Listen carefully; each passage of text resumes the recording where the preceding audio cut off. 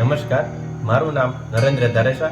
હું શિક્ષણ અને સમાજ કલ્યાણ કેન્દ્ર દ્વારા ચાલતો બેટર કોટન પ્રોજેક્ટમાં કામ કરી રહ્યો છું. હાલમાં આપણે જોઈ જ રહ્યા છીએ કે ધુવાડાથી બહેનોને રસોઈ કરતી વખતે કેટલું નુકસાન થાય છે અને લાકડાની બચત થાય તે માટે અમે ડેમો સ્વરૂપે 10 પરિવારોને ગ્રીન કુક સ્ટવ આપેલો છે.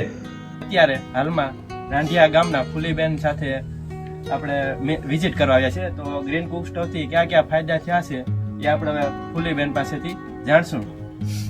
પહેલા કયા ચૂલાનો ઉપયોગ કરતા? અમે કારાના ચૂલાનો ઉપયોગ કરતા. એમાં લાકડું વધુ જોતું અને ધુવાડો વધુ થતો.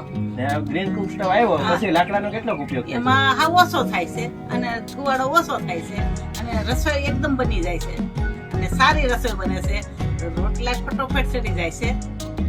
એક દિવસમાં કેટલી વાર ચૂલો પ્રગટાવો છો? 2 થી 2.5 કલાક વાપરીએ છીએ. 2 થી 2.5 કલાક.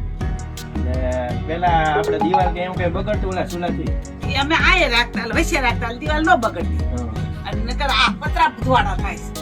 એટલે હવે આ બારો લઈ લે આ ધુવાડો પતરા ન થાય. તમને વાપરવામાં કેવો રહે છે આ ચૂલો? બહુ સરસ લાગે છે. કેટલા ઘરના સભ્યો કેટલા છે તમારે? અમારે સભ્ય 8 છે. બધા આ ચૂલાની જ રસોઈ ખાય છે? હા, બધા આ ચૂલાની જ રસોઈ ખાય છે.